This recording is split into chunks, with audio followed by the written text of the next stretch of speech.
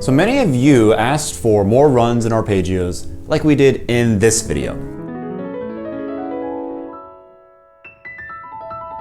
So there you go. Let's look at 12 more killer runs and arpeggios for jazz piano.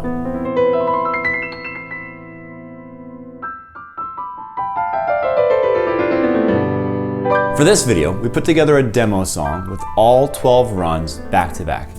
And as you can hear, it has a more flamenco sound to it. Of course, these runs will work on any style, and I'll show you a couple of them in a more jazzy context later.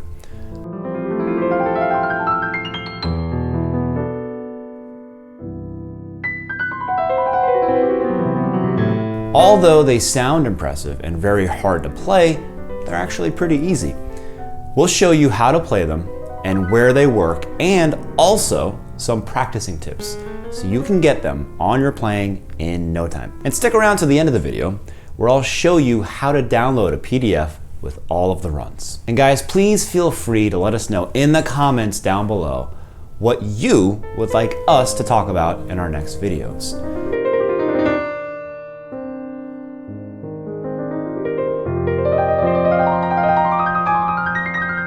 If you're new to mDecks Music, we create music books and apps, piano arrangements, and we discuss improvisation, songwriting, and sometimes we take music theory to strange and uncharted places.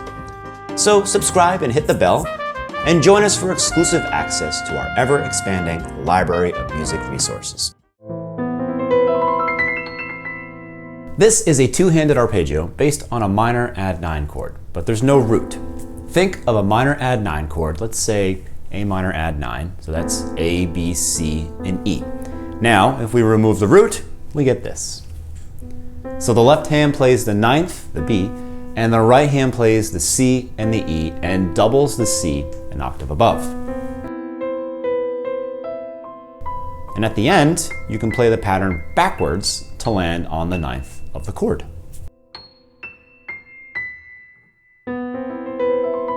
The great thing about this run is that you can use it on any chord that takes this minor Add9 upper structure. So not only can we use it on an A minor chord, but also on an F major 7 Lydian, a D7 Mixolydian, and even an A flat 7 sharp 9.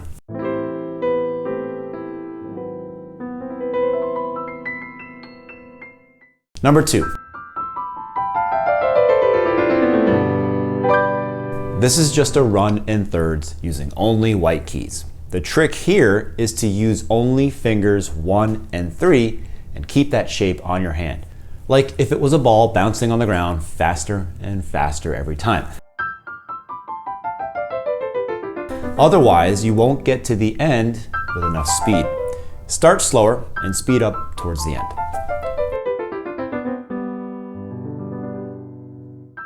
To be able to pull this off at speed, make sure you're using a swiping motion with your forearm. Stay as close to the keys as possible. There's no time to travel all this distance away from the keys. Also, use a combination of wrist movement and forearm movement. Finding the balance between how loose your wrist is and how much forearm you use is the trick. You'll know what I'm talking about when you try it. Now for the application of this. You can start and finish this run wherever you want to. We can target a G major triad like we did in our demo, like this. But you can also target a D minor chord like this.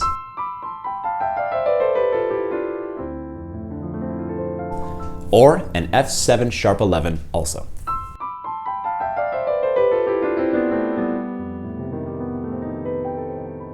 Number 3. This run feels very comfortable on the right hand. You'll see how easy it is to play. We're only using Add9 chords in the most basic position. So the second and fifth finger strike the keys together and you think of 2, 3, 2, 1. Now just alternate between a C Add9 and a G Add9 like this.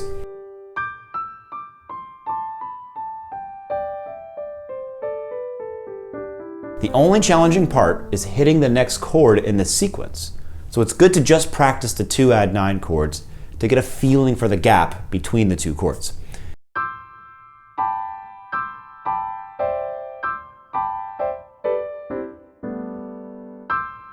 And you can use it on any chord that takes C Ionian as a chord scale, like a C major 7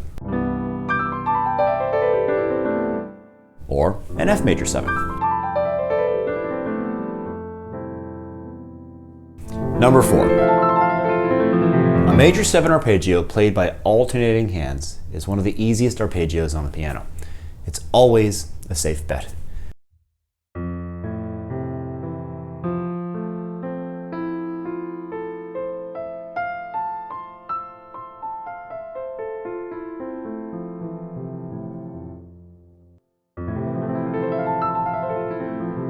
As we said in our previous video, you can always perfect these runs by varying the rhythms that you use to play them.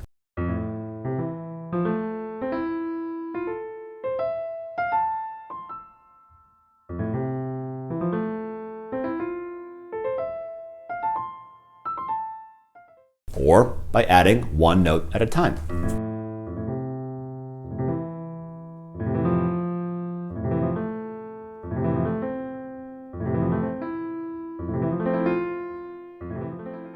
Just remember, you can use the major 7 on any chords that take that major 7 as an upper structure. And by the way, if you're curious about how to use these upper structures effectively on different chords, go ahead and check out our course on upper structures. So we can use an F major 7 arpeggio on a D minor chord if we want to.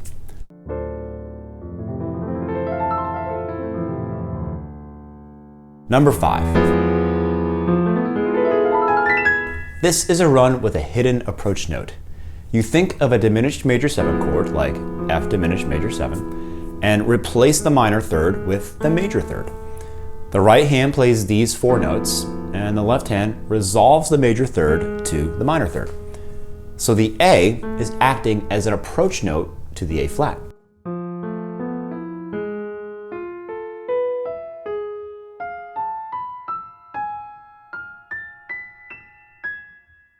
The cool thing about this run is that it's a 5-note run, which opens up lots of rhythmic possibilities since it's an odd number. We can not only use this run on an E7 chord,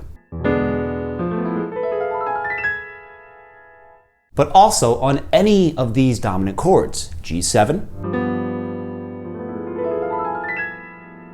B flat 7,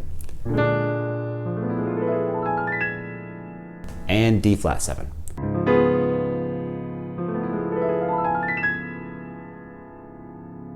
Number 6. This is a clever way of voicing a major 7 Add9 chord. Let's say we have an F major 7 Add9. You can get a really nice sound from this chord by playing it in first inversion with the third on the bass. And now we extract 2 substructures from this voicing. The left hand plays this same voicing without the C, the second note from the bottom, which is the 5th of the chord.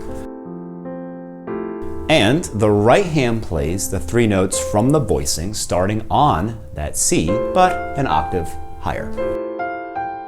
And then we just alternate both hands like this.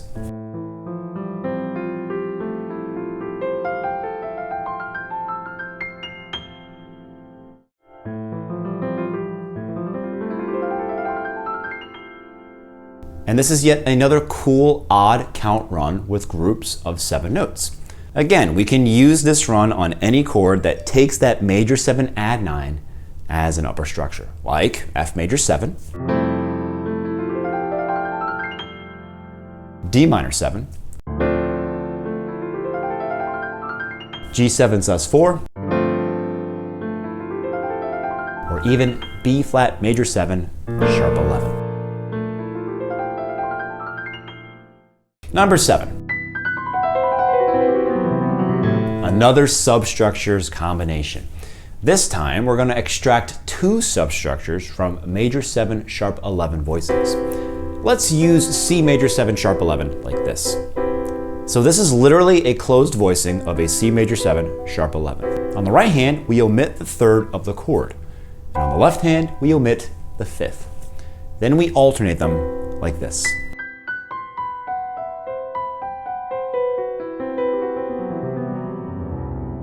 All of these substructure techniques are a great way to avoid a pattern that repeats the same notes on both hands. Of course, this run works great on a C major 7 sharp 11 chord, but it would also work on any chord that pairs well with the C Lydian scale, like an A minor 7 Dorian.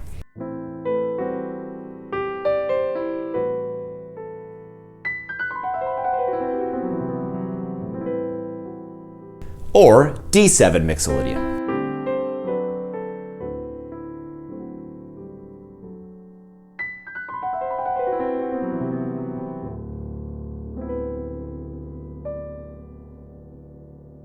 Number 8.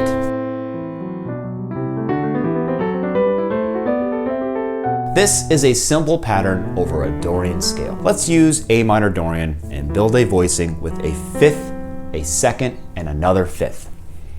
Then the left hand walks the scale and the right hand plays the other 3 notes like this.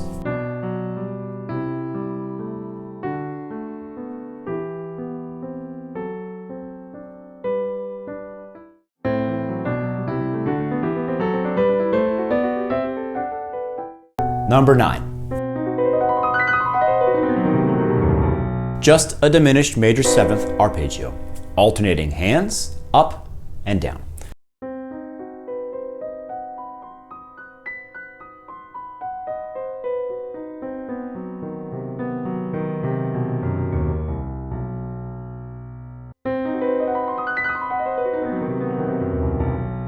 Notice how at the end, the right hand repeats what we've just played on the left hand. Again, since this is a diminished major 7 chord, we can use it on any dominant chord from the tritone system. For example, B diminished major 7 works on B7,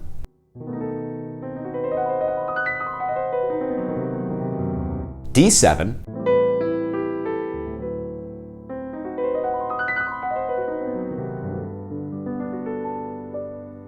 F7,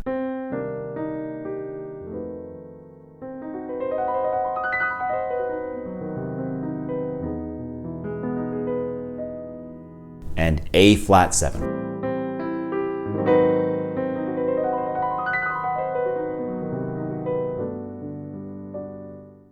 Number 10.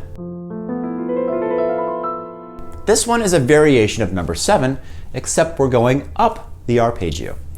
It's an F major 7 sharp 11 chord with the 2 substructures F, A, B, E on the left and F, B, C, E on the right. We're just going up this time, which is also quite effective.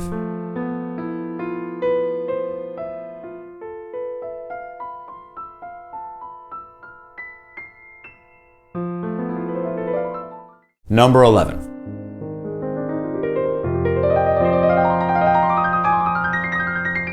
This one uses a hexatonic scale, a scale with 6 notes.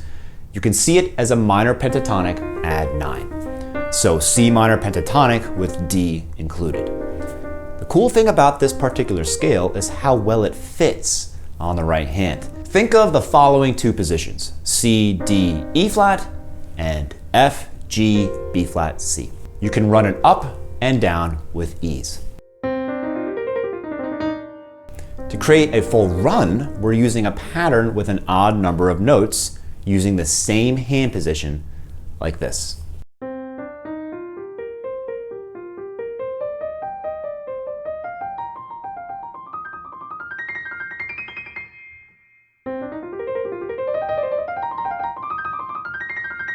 On the left hand, you can introduce any notes from the chord you're playing this run on top of, like this.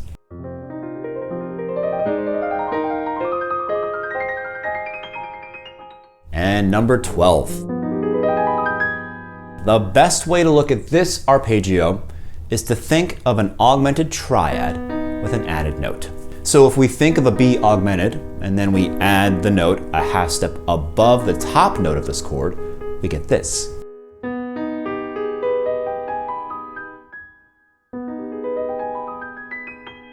And And this works great on a G7 chord because it has the third, the sharp 5 or flat 13, the root, and the flat 9. So it brings an altered sound to the G7. Of course, we can also use it over the tritone substitution of G7, which is D flat 7. Thanks again for joining us. As always, I hope that was helpful. All of our members are going to receive a complimentary PDF to help them better understand today's concepts. If you'd like to become a member, go ahead and click on the join button or the link down below. YouTube seems to think you're going to like one of these two videos here, so go ahead, stick around, and check those out. Thanks again for watching. We'll catch you next time.